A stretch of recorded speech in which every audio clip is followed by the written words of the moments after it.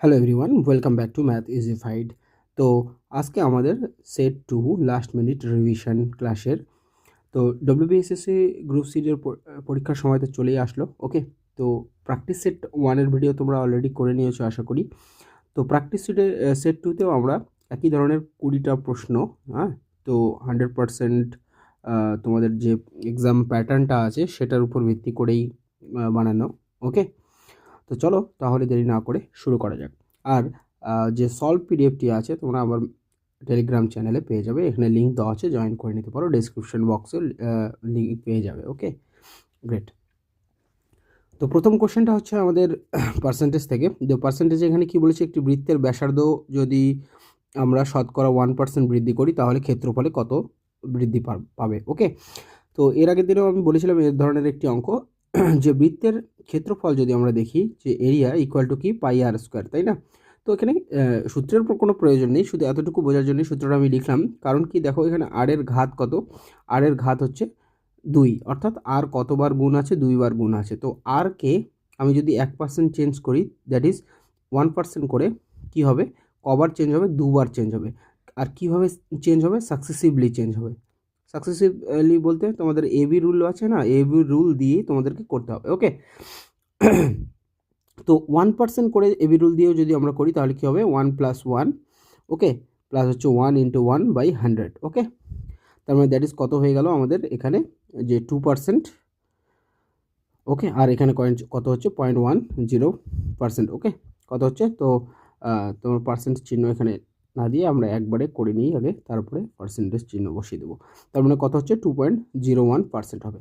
মানে 1% করে, যে 1% যদি আমাদের ব্যাসার্ধের বৃদ্ধি হয় তাহলে ক্ষেত্রফলে আমরা কি করতে দেখতে পাবো, যে একের সাকসেসিভ করে কবার বৃদ্ধি করব, 2 বার বৃদ্ধি করব, দ্যাট ইজ 2.01% ইনক্রিজ দেখবো। দ্যাট ইজ অ্যান্সার হচ্ছে অপশন ডি।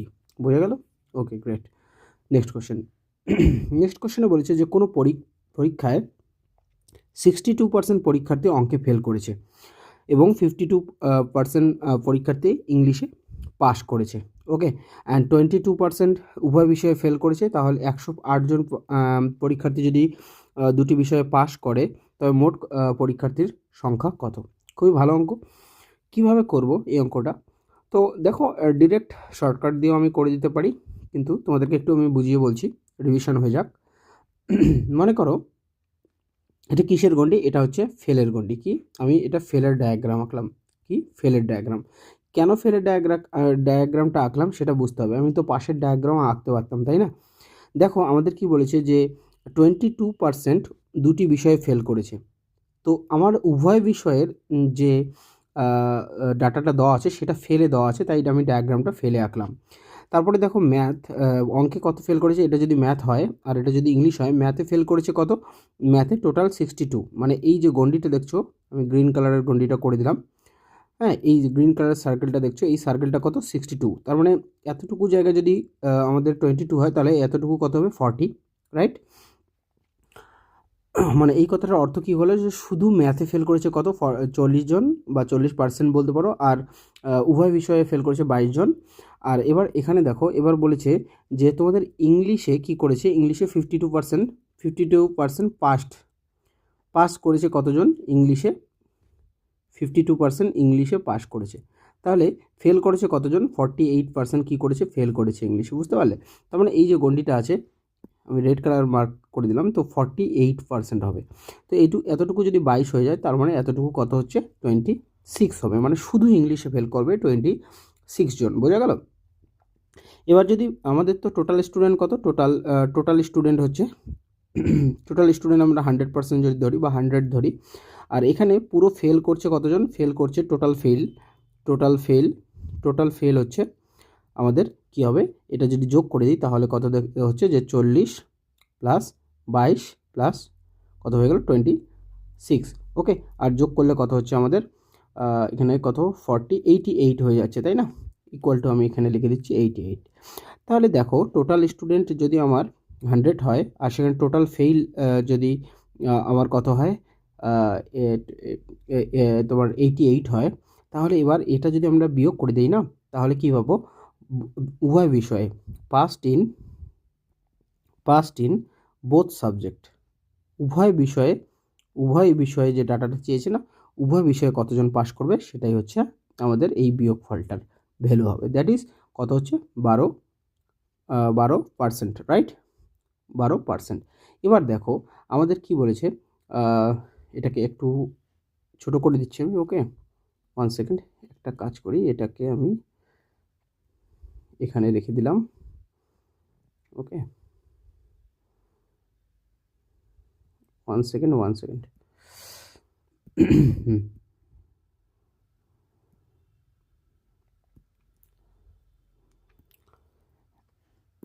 হ্যাঁ, এবার দেখো যে আমাদের 12% যে বলেছে, 12% মানে যে উভয় বিষয়ে পাসড ইন বোথ সাবজেক্ট, সেই 12% মানে কি, যে 108 জন পরীক্ষার্থী দুটি বিষয়ে পাস করেছে। তো এটা 12%-এর ভ্যালু কত হয়ে যাবে, 108।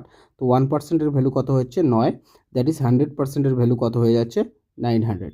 তার মানে আমার টোটাল স্টুডেন্ট কতজন হবে, মোট পরীক্ষার্থীর সংখ্যা 900 হয়ে যাবে। বোঝা গেল? ওকে, পুরো এক্সপ্লেন করে বললাম, শর্টকাট মেথড দিয়েও করা যায়। ওকে, তো পুরো আশা করি ক্লিয়ার হয়ে গেল। ওকে, কোনো অসুবিধা না থাকলে অবশ্যই কমেন্ট বক্সে জানাবে। ওকে, গ্রেট। এবার এই অঙ্কটিতে কী বলেছে, যে একজন ব্যবসায়ী একটি দ্রব্যের বিজ্ঞাপিত মূল্যের উপর 10% ছাড় দেয়। তো সিম্পলি যে আমাদের কি হয়, ক্রয় মূল্য থাকে, ধার্য মূল্য থাকে এবং বিক্রয় মূল্য থাকে, তাই না?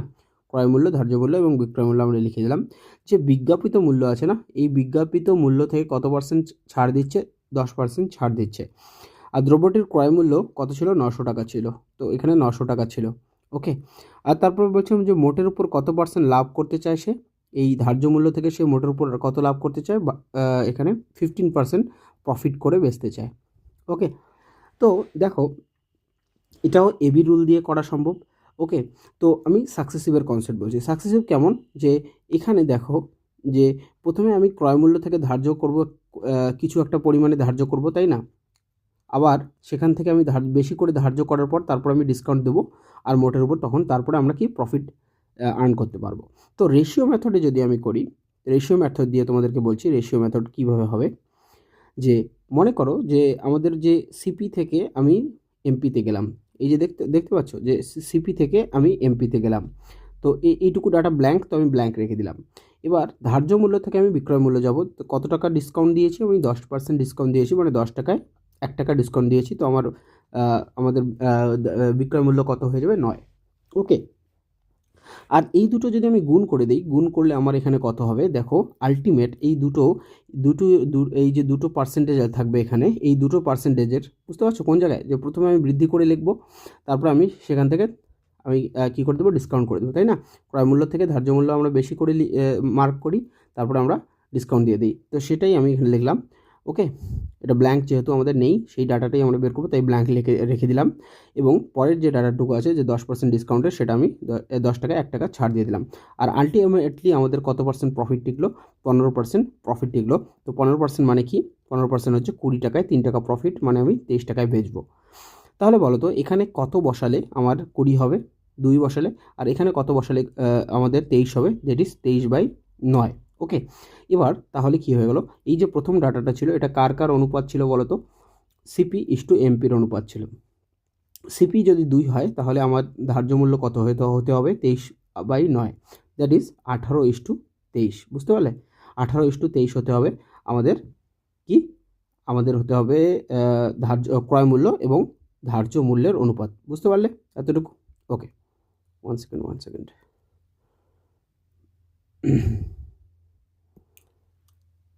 এটাকে একটু আমি উপরে করে দিচ্ছি। ওকে, হ্যাঁ, এবার ধার্য মূল্য এবং ক্রয় মূল্যের অনুপাত আমাদের কত হতে হবে, 28:23। ওকে, এবার দেখো আমাদের ক্রয় মূল্য কিন্তু কত দেওয়া আছে, ক্রয় মূল্য অলরেডি কত দেওয়া আছে, 900। ক্রয় মূল্য কত আছে, 900 আছে, তাই না? তাহলে বিক্রয় মূল্য, ধার্য মূল্য, বিজ্ঞাপিত মূল্য কত হবে সেটা আমাকে বের করতে হবে। তার মানে আমি বলতে পারি যে 18 ইউনিট মানেই হচ্ছে 900, 18 ইউনিট মানে 900, তাহলে 23 ইউনিট মানে কত, বুঝতে পারলে? তো কাটাকুটি করলে কত হচ্ছে, যে আমাদের এমপি সমান কত হচ্ছে, এমপি সমান কত হচ্ছে, দেখো তাহলে 9 দিয়ে কাটবো এখানে, কাটলে 100 হচ্ছে, আর 100 দিয়ে কাটলে এখানে কত হচ্ছে, তো এটা ছোট করে কাটি একবারে, যে 50 হচ্ছে, তাই না? তার মানে আমাদের অ্যান্সার কত হচ্ছে, 23 × 50, দ্যাট ইজ ইকুয়াল টু কত হচ্ছে, 1150 টাকা। বুঝতে পারলে? তো তো সঠিক অ্যান্সার কোনটি হয়ে যাবে? Option A. Clear? Okay, great. Next কোশ্চেনে কী বলেছে, একজন ব্যবসায়ী দু প্রকারের কফি কী করেছে, 8,000 টাকা এবং 10,000 টাকা কুইন্টাল দরে, মানে পার কুইন্টালের দাম কত? পার কুইন্টালের দাম হচ্ছে 8,000 এবং 10,000 টাকা। ওকে, কী অনুপাতে মিশিয়েছে? 10:6 অনুপাতে মিশিয়েছে। আচ্ছা দেখো, যদি পার কুইন্টালের দাম যদি 8,000 টাকা হয়, তো 8,000 টাকা দামের একটা কফি ছিল, আর একটা কত টাকা দামের কফি ছিল? 10,000 টাকা দামের কফি ছিল। এটাকে কী অনুপাতে মিশিয়েছে? 10:6 অনুপাতে মিশিয়েছে। তাহলে বলো তো, মিশ্রিত যে দামটা হবে, যেই দুই ধরনের কফির যে মিশ্রণটা করবো আমরা 10:6 অনুপাতে, তার দাম কত হবে বলো তো? এটা বের করে কিভাবে, যে এটা একটা এভারেজের কনসেপ্ট। এই দুটো দিয়ে তোমরা গুণ করে দিবে, তার মানে এখানে কত হচ্ছে? 80,000, কত? 80,000, আর এখানে গুণ করলে কত হচ্ছে? 60,000। ওকে, 60,000 ডিভাইডেড বাই কত হয়ে যাবে? 16। তার মানে তোমাদের কত হচ্ছে এখানে? 80,000, 80 আর 60 140,000 করে দিলাম বাই 16। বুঝতে পারলে? এটা হচ্ছে আমার কি, এটা হলো আমার ক্রয় মূল্য। এবার আমি জিনিসটাকে কি করব? বিক্রি করব। কত পার্সেন্ট লাভে বিক্রি করব? 20% লাভে বিক্রি করব। তাহলে আমাদের সেলিং প্রাইস কত হয়ে যাবে? Selling price equal to, okay 1 second, আমি বারবার এটাকে কেন নিচে লিখছি? হ্যাঁ, তো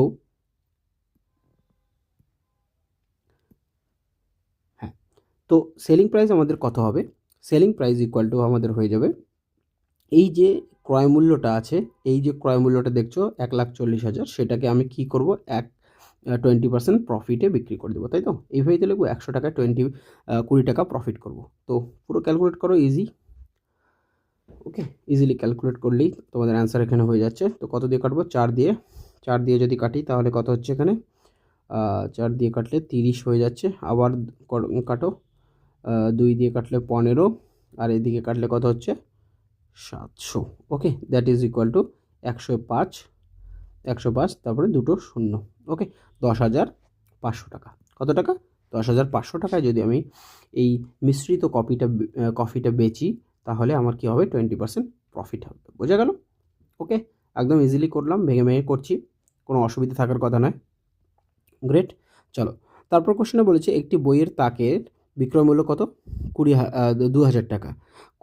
2,000 টাকা কমে যাওয়ায় 10% লাভের বদলে 10% ক্ষতি হয়। তো প্রথমে 10% আমি প্রফিট করতাম, কি করতাম? 10% প্রফিট করতাম। সেখান থেকে এখন আমার কত হচ্ছে? 10% ক্ষতি হচ্ছে। কেন ক্ষতি হচ্ছে? কারণ দামে আমার 2,000 টাকা দাম কমে গিয়েছে। দাম কত কমে গিয়েছে? 2,000 টাকা কমে গিয়েছে। তার মানে পার্সেন্টেজে আমার কত চেঞ্জ হলো? পার্সেন্টেজে আমি চেঞ্জ করছি, যে পার্থক্য কত হলো? 20%-এর পার্থক্য হলো, তাই না? +10 থেকে -10 কত পার্সেন্টেজ পার্থক্য? 20%-এর পার্থক্য। আর এই 20% মানেই কি? 20% মানেই হলো 2,000 টাকা। দ্যাট ইজ 1% মানে কত? 1% মানে 100 টাকা। আর 100% মানে কত? 100% মানে হচ্ছে আমার কত হয়ে গেল? 10,000 টাকা। ওকে, তো এই প্রকৃত বিক্রয় মূল্য কত বলেছে? আচ্ছা, তো আমাদের এটা কি পেলাম? 100% মানে আমরা সিপি পেলাম, তাই না? এবার প্রকৃত যদি বিক্রয় মূল্য বের করতে চাই, যে যদি আমাদের সিপি 10,000 টাকা হয়, 10,000 টাকা হয়, তাহলে প্রকৃত বিক্রয় মূল্য কত হবে? এসপি ইকুয়াল টু কত হবে? যে প্রকৃত বিক্রয় মূল্য কত ছিল? আমরা 10% প্রফিটে বিক্রি করতাম। ওকে না? 10% প্রফিট মানে কত? আমাদের কত হয়ে যাবে? 11,000 টাকা। বুঝতে পারলে? তো সঠিক অ্যান্সার কোনটি হয়ে যাবে? 11,000 টাকা। কেন? কারণ হচ্ছে আমাদের যে ক্রয় মূল্যটা আছে, সেই ক্রয় মূল্যটার উপর আমরা প্রকৃতপক্ষে কত প্রফিট করে বেচতাম? 10% প্রফিট করে বেচতাম, তাই না? তো এটাই হয়ে যাবে আমাদের অ্যান্সার। বুঝতে পারলে? Okay, clear. Next question.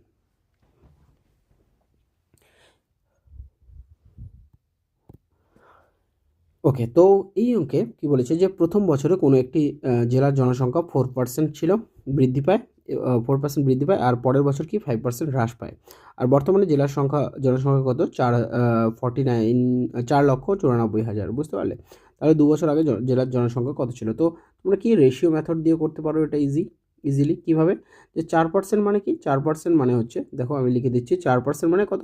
25/1 আর 5% মানে কি? 5% মানে হলো 20/1। তো প্রথম বছর কি হয়েছে? 4% জনসংখ্যা বৃদ্ধি পেয়েছে, তার মানে 25-এ 1 বৃদ্ধি পেয়েছে, তার মানে হবে কত? 26।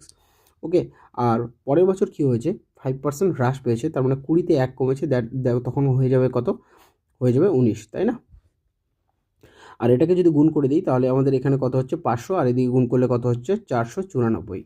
এবার দেখো আমাদের কি বলেছে যে বর্তমান জনসংখ্যা কোনটা, এটা আমাদের হচ্ছে ওল্ড, ওকে, আর এটা হচ্ছে নিউ, ঠিক আছে, বা এইভাবে বলতে পারো, মানে হ্যাঁ এইভাবে বললেই হবে যে প্রথমে আমার যদি 25 থাকে তাহলে এখন কত হয় 26, আর প্রথমে যদি 20 থাকে তাহলে 19, তাহলে গুণ করলে হচ্ছে প্রথমে যদি 500 ইউনিট জনসংখ্যা থাকে তাহলে এখন জনসংখ্যা কত 4,494, তাই না, শুধু 494। আর দেখো এই বর্তমান যে জনসংখ্যা আছে না, এই বর্তমান জনসংখ্যাটাই কত, 4,94,000, ওকে। তার মানে আমার এই যে 494 আছে, এটা মানেই হলো 4,94,000, দ্যাট ইজ কত গুণ, দ্যাট ইজ এখানে হচ্ছে 1000 গুণ, তাহলে এই পাশেও আমার কত গুণ হয়ে যাবে, 1000 গুণ হয়ে যাবে। তার মানে আমার জনসংখ্যা কত হচ্ছে, এখানে আমাদের জনসংখ্যা হয়ে যাচ্ছে 5 লাখ, ওকে। তার মানে 2 বছর আগে জনসংখ্যা কত ছিল, 5 লাখ, তো আমাদের এটাই হয়ে যাবে অ্যান্সার, বুঝতে পারলে, ক্লিয়ার, ওকে গ্রেট। নেক্সট কোশ্চেন বলছে এক ব্যক্তি 3,000 টাকা ব্যাংকে রাখেন, ব্যাংকে কত টাকা রাখেন, ব্যাংকে রাখেন 3,000 টাকা, আর বলেছে আর পোস্ট অফিসে কত টাকা রাখেন, 2,500 টাকা, তো পোস্ট অফিসে কত রাখছে, 2,500 টাকা, ওকে। এবার বললো যে ব্যাংকের সুদের হার পোস্ট অফিসের সুদের হারের থেকে 0.5% বেশি, বুঝতে পারলে, যে ব্যাংকের সুদের হার পোস্ট অফিসের সুদের হারের থেকে কত পার্সেন্ট, 0.5% বেশি, আর তিনি সমস্ত সুদ বাবদ 1 বছরে কত টাকা পেয়েছেন, 235 টাকা, তাহলে পোস্ট অফিসের সুদের হার কত। তো ইজিলি আমরা কিভাবে করতে পারি, দেখো যে যদি 0.5% আমি বেশি, ব্যাংকের ক্ষেত্রে কত, ব্যাংকে আমি 0.5% বেশি আর্ন করি, তাই না, 0.5% বেশি আর্ন করি ব্যাংকে আমি 0.5% বেশি আর্ন করি, তাই না। আচ্ছা কত টাকার 0.5% বেশি আর্ন করি বলো তো, আমাদের 3,000 টাকার 0.5% বেশি আর্ন করি, তো 3,000 টাকার 0.5% মানে কত, তো পার্সেন্ট দিয়ে পার্সেন্ট ক্যান্সেল করে দাও, তার মানে 15 টাকা, কত টাকা, 15 টাকা। তার মানে একটা কাজ করো যে 235 টাকার মধ্যে 15 টাকা হচ্ছে যদি আমি বাদ দিয়ে দিই, কেন বাদ দিলাম, কারণ হচ্ছে ওই 0.5%-এর কারণে যে এক্সেস টাকাটা আমি আর্ন করছিলাম সেটা হচ্ছে 15 টাকা, সেটা বাদই দিয়ে দিলাম। তার মানে আমি সুদ কত আর্ন করতাম, তাহলে ওই 0.5% যদি না থাকতো তাহলে হচ্ছে 220 টাকা আর্ন করতাম, তাই না। এবার দেখো এবার কত টাকার উপর, তো এবার আমি ওই যদি 15 টাকা বাদ দিয়ে দিই তাহলে দুই ক্ষেত্রেই কী হয়ে যাবে, রেট সমান হয়ে যাবে, তাই না, 15 টাকা বাদ দিয়ে দিলাম, আর আমি তখন সিম্পল ইন্টারেস্ট কত আর্ন করতাম, যদি সেম রেট থাকে, রেটটাকে আমি ইকুয়াল করে দিলাম, যে 0.5% বেশিটা ছিল সেটা আমি বাদ দিয়ে দিলাম, বাদ দেওয়ার পরে আমার সুদ তাহলে কত হবে, দুই ক্ষেত্রেই পোস্ট অফিস এবং ব্যাংকের ক্ষেত্রে দুই ক্ষেত্রেই সমান হবে, 220 টাকা হবে। আর কত টাকাতে আমি 220 টাকা আমি ইনকাম করলাম, দেখো যে ব্যাংক আর পোস্ট অফিস মিলে টোটাল হচ্ছে আমার 5,500 টাকা, আর সেই 5,500 টাকা আমি 220 টাকা আমি আর্ন করলাম, ওকে। তো কাটাকুটি করলে কত হয়ে যাচ্ছে, 4%, তার মানে সুদের হার কত, সুদের হার হচ্ছে 4%, ওকে। কোথায় সুদের হার 4% হচ্ছে, পোস্ট অফিসে, কোথায়, পোস্ট অফিসে, আর পোস্ট অফিসে 4%, আর ব্যাংকে কত, ব্যাংকে আমরা বলে দেবো 4.5%, বুঝতে পারলে, কেন, এই যে 0.5% এক্সেস আছে, 0.5% এক্সট্রা আছে ব্যাংকে, ব্যাংকে সুদের হারটা কত, 0.5% বেশি। আমরা তো এখানে সমান সমান সুদের হার কেন লিখলাম, কারণ হচ্ছে আমরা এই 0.5%-কে সরিয়ে মানে আলাদা করে মাইনাস করে দিয়েছি 0.5%-এর ভ্যালুটা, তারপরে এটা করলাম, তাই না। তো এই হচ্ছে কনসেপ্টগুলো, খুবই বেসিক কনসেপ্ট, ওকে।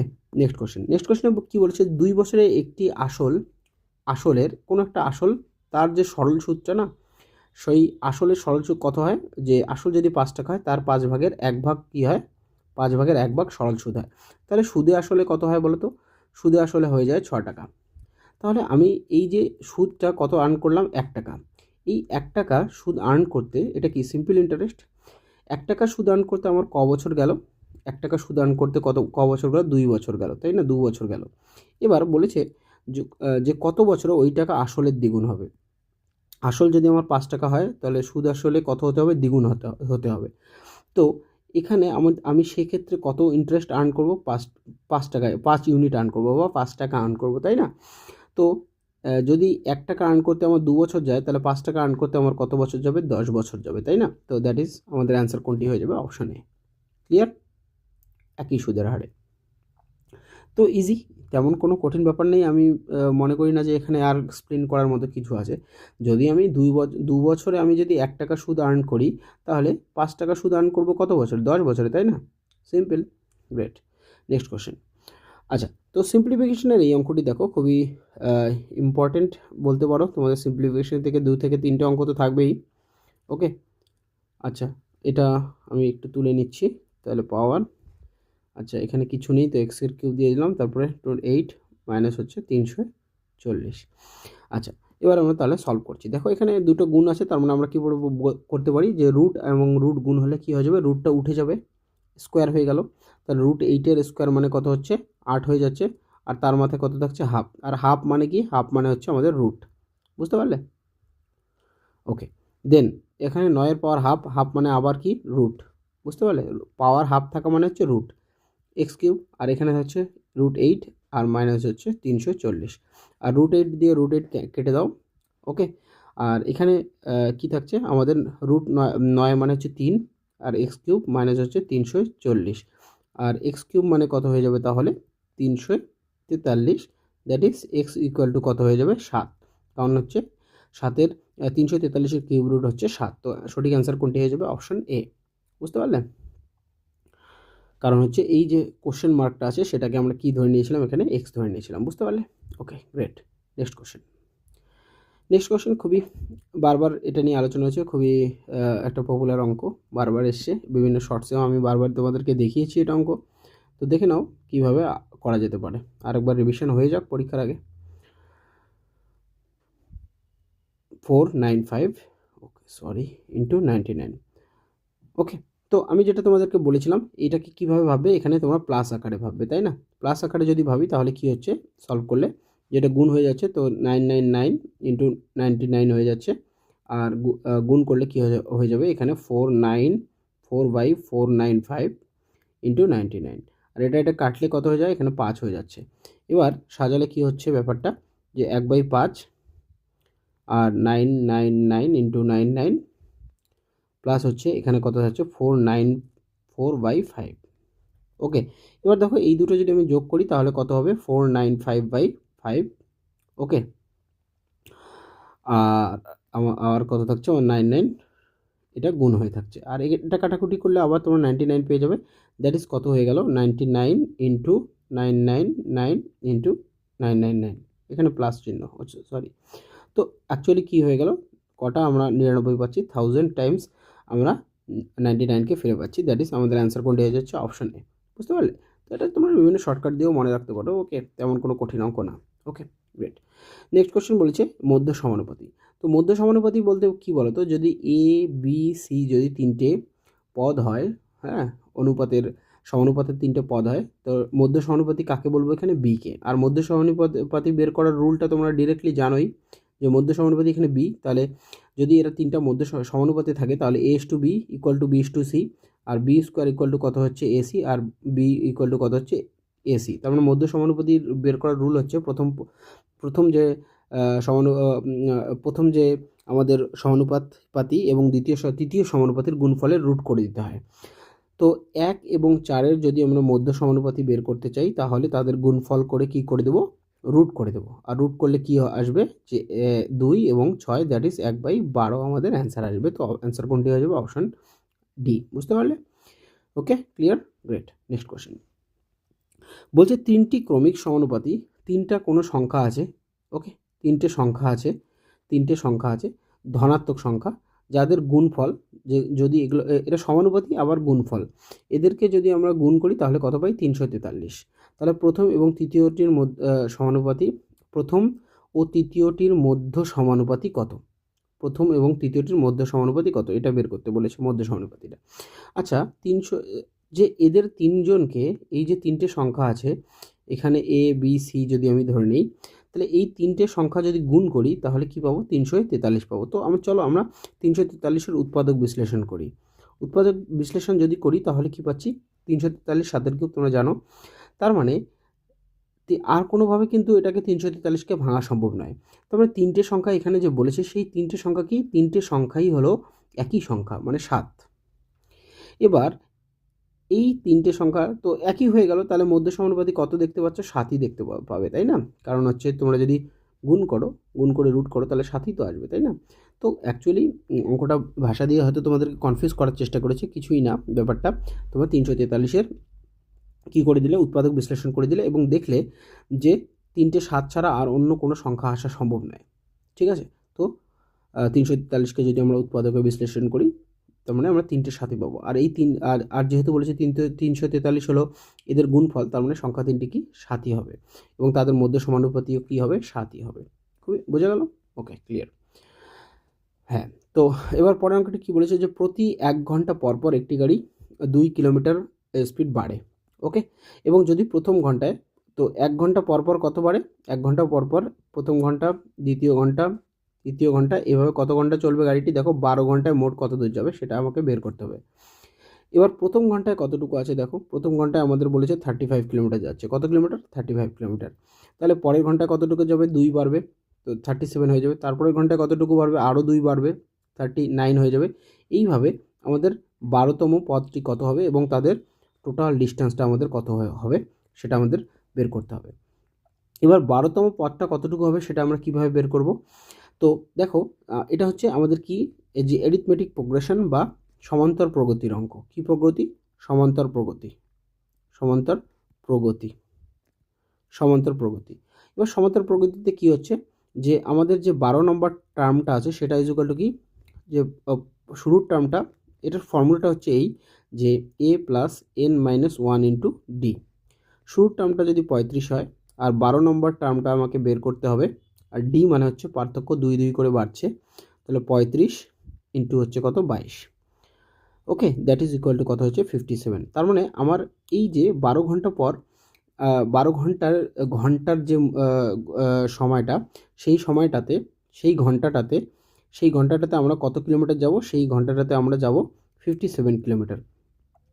এবার আমাকে কি করতে হচ্ছে? পুরো সবগুলো যোগ করতে হচ্ছে। কার কার যোগ করতে হচ্ছে? যে 35, 37 এভাবে 2 2 করে বৃদ্ধি করে লাস্ট 57 অবধি আমাকে কি করতে হচ্ছে? সাম করতে হচ্ছে। তার যোগফল কত হচ্ছে? যোগফলের নিয়ম কি, যে n/2 ইন্টু হচ্ছে ফার্স্ট প্লাস লাস্ট। ওকে, তো কটা আছে আমাদের পদ এখানে? 12টা। তো 12/2। আর ফার্স্ট টার্মটা কি? ফার্স্ট টার্মটা হলো 35 এবং লাস্ট টার্মটা কত? 57। ওকে, তো এখানে কত হচ্ছে? 6, আর এখানে কত হচ্ছে? 80, 92। দ্যাট ইজ ইকুয়াল টু 6 দুগুণ 12, হাতে 1, 6 54, 50, তো 552। তো যদি প্রতি ঘন্টায় 2 2 করে বাড়ে এবং শুরুর ঘন্টায় যদি আমি 35 যাই, হ্যাঁ, প্রতি ঘন্টায় 2 2 করে বাড়ছে, দেখতেই পাচ্ছ এখানে। ওকে, আর শুরুর ঘন্টায় আমরা কত গিয়েছি? 35। তাহলে এইভাবে 2 2 করে বাড়তে থাকলে আমাদের এরকম হবে এবং 12তম যে ঘন্টাটা আছে সেই 12তম ঘন্টায় আমরা কত দূর যাব? 57 কিলোমিটার। কীভাবে বের করলাম? এটা সমান্তর প্রগতি সূত্র তোমরা লিখে রাখতে পারো, যে শুরু প্লাস n-1 কতগুলো পদ আছে এবং ডি মানে হচ্ছে ডিফারেন্স। তো শুরুর পথটা হচ্ছে, শুরুর সময়টাতে আমার কত? 35 কিলোমিটার গিয়েছি। এভাবে আমাদের কতবার বাড়াতে হবে? 12 বার, মানে আমাদের বৃদ্ধি করতে হবে, তাই না? মানে 11 বার বৃদ্ধি করতে হবে, অ্যাকচুয়ালি 12 বার না। 12তম পদটাতে পৌঁছাতে গেলে আমাদের কতবার বৃদ্ধি করতে হবে? এভাবে 11 বার বৃদ্ধি করতে হবে, তাই না? তো ওই জন্য এখানে 11 আসলো, 12 বিয়োগ 1। আর কভার 11 বারে আমি কতটুকু বৃদ্ধি পাবে? 2 করে হলে 22 বৃদ্ধি পাবে, দ্যাট ইজ ইকুয়াল টু 57 হয়ে গেল। ওকে, আর শুরুটা আমাদের পেয়ে গেলাম 35, শেষেরটা পেয়ে গেলাম 57 এবং এভাবে কত প্রত্যেকটা টার্মের মধ্যে পার্থক্য কত? 2 2 করে। আর তাহলে যোগফল কত হবে? যোগফল বের করার একবারে সূত্র হচ্ছে যে কটা পদ আছে? 12টা পদ আছে এবং ফার্স্ট প্লাস লাস্ট। হ্যাঁ, তা n/2 into first plus last. বুঝতে পারলে? তো সমান্তর প্রগতির একটু কনসেপ্ট না জানা থাকলে অবশ্যই কমেন্ট বক্সে জানাবে, তাহলে আমি সমান্তর প্রগতির কিছু অঙ্ক তোমাদের করিয়ে প্র্যাকটিস করে দেবো। ওকে, গ্রেট। চলো নেক্সট কোশ্চেন। এই কোশ্চেনে কী বলেছে যে 100 মিটারের দুটি ট্রেন পরস্পরের অভিমুখে আসছে। তো দুটো ট্রেন প্রত্যেক দুটোই 100 মিটার করে লম্বা, এটাও 100 মিটার এবং পরেরটাও 100 মিটার। তো একে অপরকে ক্রস যখন করবে কত সেকেন্ডে? 8 সেকেন্ডে। তো কতটুকু ডিস্টেন্স একে অপরকে যখন ক্রস করবে, কতটুকু ডিস্টেন্স ক্রস করবে? তো 200 মিটার। পরস্পরকে ক্রস করার তো পরস্পরের দূরত্বটা যোগ হয়ে যাবে। আর সময় কতটুকু লাগলো? সময় কত লাগলো? 8 সেকেন্ড। 8 সেকেন্ড। তাহলে রিলেটিভ স্পিড যেটা হচ্ছে, যেহেতু পরস্পরের দিকে তারা ধেয়ে আসছে, তাহলে স্পিড কী হয়ে যাবে? যোগ হয়ে যাবে, তাই না? তো তাহলে আমাদের স্পিড কত হবে, যে টোটাল দূরত্ব হচ্ছে 200 মিটার ক্রস করতে হবে এবং 8 সেকেন্ডে, that is equal to 25 metre per second. কত? 25 মিটার পার সেকেন্ড। অথবা 25 মিটার পার সেকেন্ডকে যদি আমি 18/5 দিয়ে গুণ করি তাহলে কিলোমিটার প্রতি ঘন্টা পাবো। কেন? আমাদের অ্যান্সারগুলো কিলোমিটার প্রতি ঘন্টায় আছে। তো কাটাকাটি করলে কত হচ্ছে, 90 কিলোমিটার প্রতি ঘন্টা তাদের স্পিডের যোগফল। বুঝতে পারলে? ওকে, এবার তাদের স্পিডের রেশিও দিয়েছে, স্পিড 1, স্পিড 2। ওকে, বলছে একটির গতি অন্যটির দ্বিগুণ। একটির গতি, তো আমি মনে করি যে প্রথম ট্রেনটির গতি বেশি এবং পরের ট্রেনটির গতি কম। বুঝতে পারলে? তাহলে যখন একে অপরের দিকে ধেয়ে আসছে তখন স্পিড কত হয়ে যাবে, রিলেটিভ স্পিড কত হয়ে যাবে, রিলেটিভ স্পিড হয়ে যাবে আমাদের যোগফল মানে 3 ইউনিট। আর এই 3 ইউনিট মানে কী হয়ে যাবে আমাদের 90 কিলোমিটার। ঠিক আছে না? কারণ এখানেও তো পরস্পরের দিকে ধেয়ে আসছিল, সেক্ষেত্রেও স্পিড যোগ হয়ে গিয়েছে, আর অনুপাতিক হারেও আমাদের স্পিডটা কিন্তু যোগ হয়ে যাবে। আর 1 ইউনিট মানে কত? 1 ইউনিট মানে আমরা বলবো 30 কিলোমিটার প্রতি ঘন্টা। এবং বলছে দ্রুততম ট্রেনটির গতিবেগ কত। তম যে ট্রেনটি আছে সেটার আমাদের কত বেগ। তো ফার্স্টেস্ট ট্রেনের স্পিড কত? ট্রেনের স্পিড হচ্ছে আমাদের 2 ইউনিট। 2 ইউনিট ইকুয়াল টু কত হচ্ছে, দ্যাট ইজ ইকুয়াল টু 2 গুণন 30, দ্যাট ইজ ইকুয়াল টু 60। কত? 60 কিলোমিটার প্রতি ঘন্টা। বুঝতে পারলে? তো আমাদের অ্যান্সার কোনটি হয়ে যাবে? Option C. Okay, option C. বোঝা গেল? Okay, great. চলো নেক্সট কোশ্চেন আমি দেখছি। তো এখানে কি বলেছে যে এ বি সি।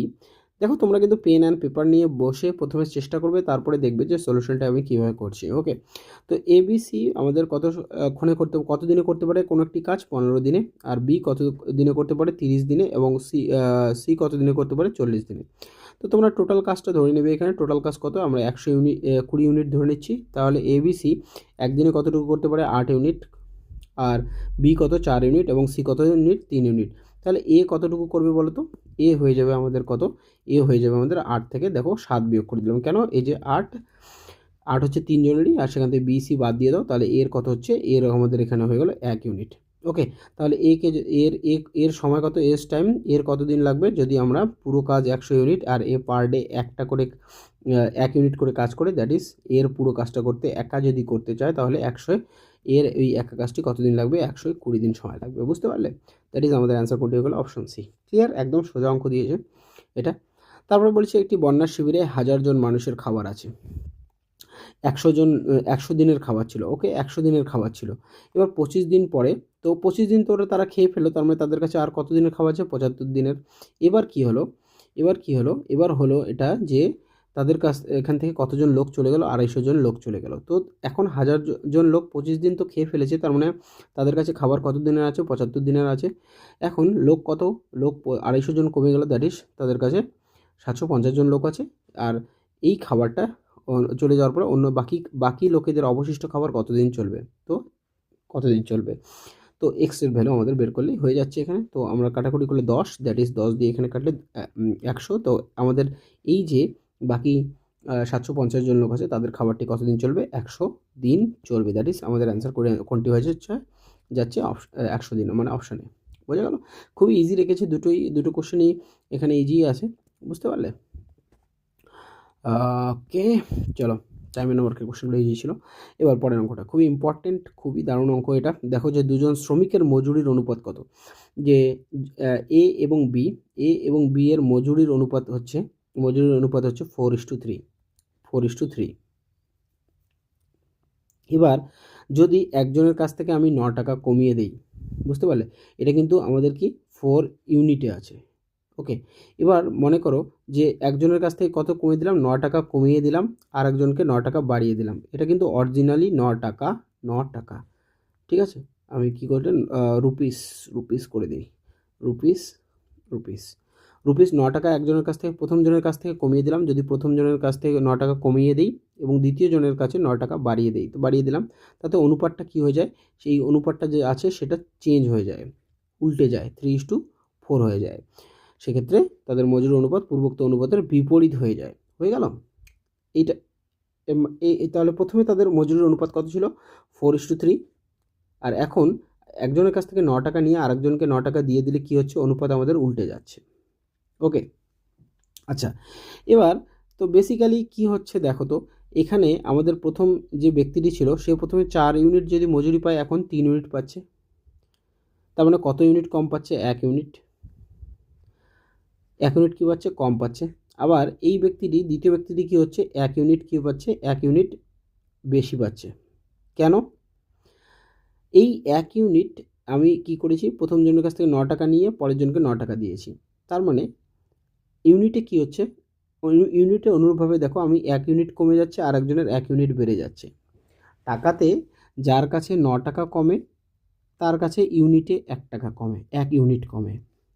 আর টাকাতে যার কাছে 9 টাকা বাড়ে তার কাছে ইউনিটে কত বাড়ে? 1 ইউনিট বাড়ে। তার মানে আমি কি দেখতে পারলাম, যে 9 টাকার আদান প্রদান করাতে আমার ইউনিটের কত চেঞ্জ হচ্ছে? ইউনিটে চেঞ্জ হচ্ছে 1 ইউনিট। আর এই 1 ইউনিট মানে কত টাকা? 9 টাকা। 1 ইউনিট মানে 9 টাকা। তাহলে বলছে প্রথম শ্রমিকের মজুরি কত? তো যে প্রথম শ্রমিক আছে, এজ ওয়েজ মানে এর মজুরি হচ্ছে, 1 সেকেন্ড, এর মজুরি কত? এর মজুরি হচ্ছে 4 ইউনিট। কত unit? 4 unit. That is equal two 4 into 9 মানে হচ্ছে 36 টাকা। বুঝতে পারলে? একদম ইজি। কিন্তু মানে অঙ্কটা ভালো ছিল, কনসেপ্টটা কিন্তু তোমাদেরকে বুঝে নিতে হবে। ওকে, নাহলে কিন্তু কনফিউজ হয়ে গেলেই কিন্তু মনে হবে যে অঙ্কটা একটু কঠিন। কঠিন যদিও না, ইজিলি করতে পারবে। ওকে, তো সঠিকভাবে ভাবলে কিন্তু সময়টা তোমাদের সেভ হবে। ওকে, চলো তারপর বলছে বৃহত্তম সংখ্যাটি নির্ণয় করো যখন সেটা দিয়ে কাকে কাকে ভাগ করলে 657, কোনো একটা বৃহত্তম সংখ্যা যেটি দিয়ে দুটো সংখ্যাকে ভাগ করা যায়, সেটা কি? সেটা হচ্ছে গসাগু, সেই সংখ্যাটার গসাগু। কিন্তু ভাগ এখানে পুরোপুরি যাচ্ছে না, প্রথমটাকে ভাগ করার সময় 6 অবশিষ্ট থাকে এবং পরেরটাকে ভাগ করার সময় 5 অবশিষ্ট থাকে। তো সেটাকে আমরা কি করে দিলাম? বিয়োগ করে দিলাম।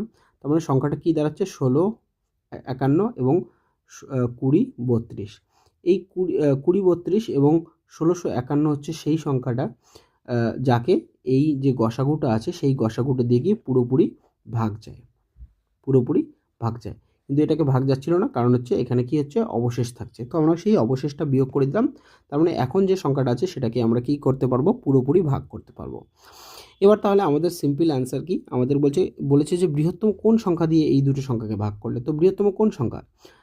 ওই সংখ্যাগুলোর গসাগুই হবে সেই বৃহত্তম সংখ্যাটি যেটা দিয়ে ওই দুজনকে ভাগ করলে ভাগ যাবে, তাই না? তো আমাদের কি করতে হবে? 1651 এর কি বের করতে হবে? গসাগু বের করতে হবে। তো গসাগু বের করি, ভাগ পদ্ধতিতে বের করছি ইজিলি। ওকে, তো এখানে বিয়োগ করলে কত হচ্ছে? আর 7 381 হয়ে গেল। তারপরে 1651 কত দিয়ে দেবো? 2, 2 তো না, কত? 4, 5, 4 দিয়ে দিই। 4 1 4, 4 32, 3, হ্যাঁ, তো 3 4 12 3 15। আর এখানে কত থাকছে? 7। দেন এখানে আসলো 3 2 আর হচ্ছে 1। আচ্ছা, 381 থাকছে। দ্যাট ইজ আমাদের কত হয়ে যাচ্ছে এখানে? 381 3 দিলে। তার মানে গসাগু আমাদের কোনটি হয়ে যাবে? এই বাঁ দিকেরটি হয়ে যাবে আমাদের গসাগু। তো এসিএফ ইকুয়াল টু কত হয়ে যাবে? 127। বুঝতে পারলে? তো সঠিক অ্যান্সার কোনটি হয়ে যাবে? Option B. গসাগু বের করার আরও অন্যান্য পদ্ধতিও আছে, যেটা আমার লসাগুর ভিডিওতে আমি আলোচনা করে দিয়েছি। তো সবার জন্য সুবিধা হয় এমনভাবেই করলাম ভাগ পদ্ধতিতে। তাছাড়া আমরা রেশিও মেথড দিয়েও কিন্তু কী করতে পারি? রেশিও মেথড দিয়েও কিন্তু আমরা এসিএফ গসাগু বের করতে পারি। ওকে, সেটা দেখে নিতে পারো, আমার গসাগুর ভিডিওতে আমি একদম ডিটেলস আলোচনা করে দিয়েছি। দেন এই অঙ্কটি থেকে কী বলেছে? যে দুটি সংখ্যার লসাগু 385, গসাগু কত? 11। এদের একটি 55 হলে অপরটি কত? আবার ইজি, যে লসাগু গুণন গসাগু সমান সমান কী হয়? সংখ্যা দুটোর গুণফল হয়, তাই না? লসাগু সমান সমান গসাগু কত হয়? সংখ্যা দুটোর গুণফল। তো লসাগু বলেই দিয়েছে 385, আর গসাগু কত? 11। আর একটা সংখ্যা 55 হলে অপর সংখ্যাটি কত? ঠিক কি না? তো জাস্ট আমাদের কাটাকুটি করতে হবে, আর কিছুই না। যে অপর সংখ্যাটি কত হবে? 385 বাই কত হয়ে যাবে? 385/5, ঠিক আছে না? তো 5 7 35, 5 7 35 হয়ে গেল। দ্যাট ইজ আমাদের অপর যে সংখ্যাটি হবে সেটা কত হবে? 77। ওকে, তো অপশন সি হচ্ছে কারেক্ট অ্যান্সার। ওকে, বুঝতে পারলে? চলো নেক্সট কোশ্চেন আমাদের এভারেজ থেকে বলেছে 20টি সংখ্যার এভারেজ কত? 30, এবং অপর 30টি সংখ্যার এভারেজ হচ্ছে 20। 20টি সংখ্যা আছে, 20টি সংখ্যার এভারেজ 30, আর অপর 30টি সংখ্যার এভারেজ কত? 20। তাহলে তাদের সমস্ত সংখ্যার গড় কত? তো অনেকভাবে করা যায়, তোমরা বেসিক দিয়েই করো। যে 20টি সংখ্যার সমষ্টি কত? 600। আর এই 30টি সংখ্যার সমষ্টি কত? যদি গড়, এটা হচ্ছে এভারেজ, তাই না? এটা হচ্ছে এভারেজ। তো সংখ্যা গুণন যদি গড় করি, তাহলে কি পাই? সমষ্টি পাচ্ছি। তো সমষ্টি হচ্ছে কত? 600। আর পরের সংখ্যাগুলোর সমষ্টি কত? 600। তাহলে টোটাল তাহলে আমাদের যদি এবার যদি আমি কি বের করি, যে গড় বের করতে চাই, কটা সংখ্যার গড়? যে 20টি এবং 30টি, মানে 50টি সংখ্যার গড় কত হবে? 50টি সংখ্যার গড় কত হবে? যে 50টি সংখ্যার সমষ্টি, that is equal two 600 plus 600 হয়ে যাবে। আর সংখ্যা কতগুলো? 50টি, ঠিক কি না?